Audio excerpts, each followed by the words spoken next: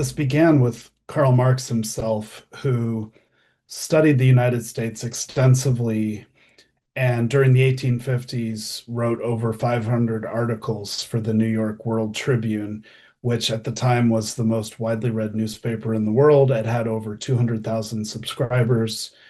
He was the European correspondent for this newspaper, which was read by all of the growing number of Republicans in the United States, including Abraham Lincoln. So hundreds of thousands of American Republicans were getting their perspective on European affairs from Karl Marx, and these were quite detailed analytical reports coming from London, where Marx was writing. More than that, Marx had many of his friends and comrades whom had moved to the United States in exile after the 1848 revolutions, and he kept up quite a correspondence with them.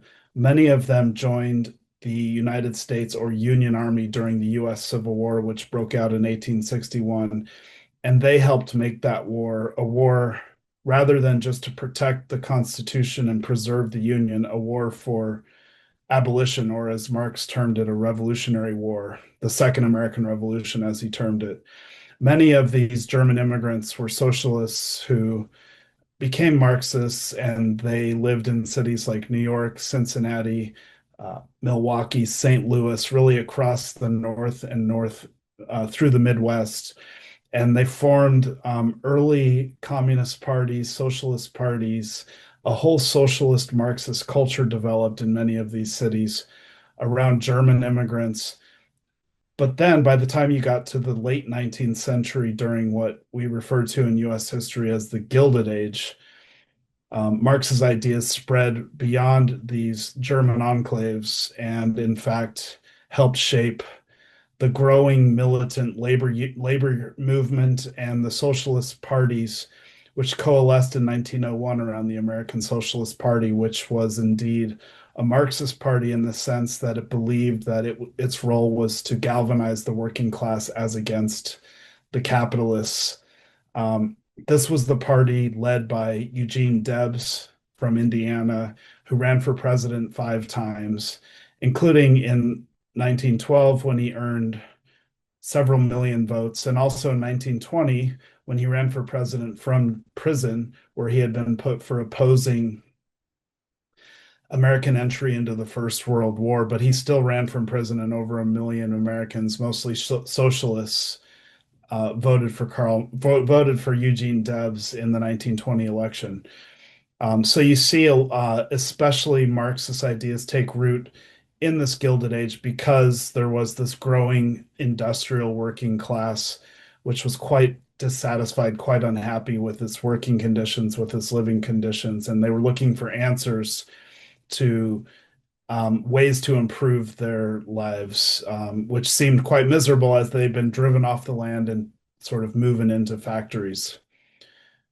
Then again, in the 1930s, during the Great Depression, Marxist ideas took root, especially in the American Communist Party, which hundreds of thousands of Americans joined during the 1930s because of the miserable economic conditions of the Great Depression, and the various movements that surrounded the Communist Party, including Trotskyist movements, including various socialist movements. There was widespread militancy surrounding communism and labor movements during the 1930s in an effort to figure out how to solve the problem of capitalism, which kept having these crises, which were throwing millions of people out of work.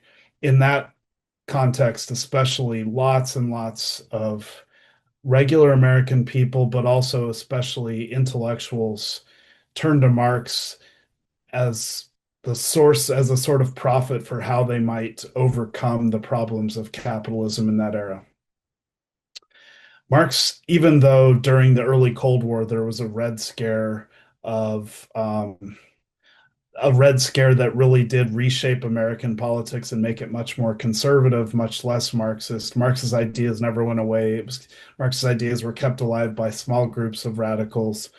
such that by the 1960s, when a new left emerged, both because of its close proximity to the civil rights movement and because of the large scale anti war movement that emerged to oppose the US war in Vietnam, Marx's ideas blossomed in that context. And there were lots of new and different and sort of like interesting ways of reading Marx in that context. The young Marx's writings were discovered and translated into English in the years following the Second World War, and these were a sort of humanistic existentialist Marx that lots of young radicals in the anti-war movement in the New Left found, discovered, and really this resonated with them. Marx is in the 1970s and 1980s, with the emergence of conservatism and the Ronald Reagan presidency, a political Marx went dormant, almost died off. But Marx was kept alive during this time period, really from the 1960s all the way up until recently, was kept alive in Americans' universities, in the higher education system, particularly in disciplines like history, English, cultural studies, sociology, geography. And in this sense, Marx became an academic discourse. Marx's texts became things that people, graduate students, and academics read to help them make sense of the world. This was not a very political Marx. Marx was not rooted in the labor movement. There were not really socialist parties to speak of, but Marx was being read by lots of Americans, usually in universities. And in fact, the Communist Manifesto became, by the 1990s, one of the two or three most assigned texts in American university systems. And then we see recently, especially since the economic or financial crisis of 2008, there's been a lot of resistance to capitalism, kind of low grade resistance to capitalism. But then there's been a movement that has emerged that we might call millennial socialism, and there's been another return to Marx amongst young people in particular. And you see this around um, the emergence of the Democratic Socialists of America, or the DSA, which is a sort of outsider political organization that has grown from 5,000 members to almost 100,000 members over the last several years, and has reshaped several cities and electorates, including in New York City, and has elected several now famous politicians like Ocasio-Cortez, and the current Democratic nominee for the mayor of New York, Zoran Mamdani. You've also see a lot of Marx being read by the people who supported Bernie Sanders in the 2016 and 2020 Democratic primaries. And there's been an emergence yet again, for the first time in a long time, of a militant labor movement. And so Marx is a part of this mix. And so Marx is still alive in the United States to this day as we speak.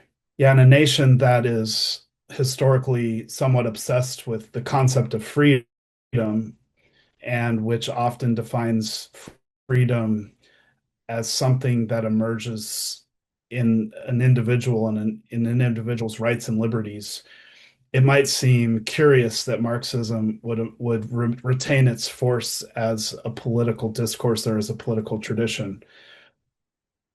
And it hasn't always been the case that freedom has been one of the watchwords of Marxist political discourse in the United States.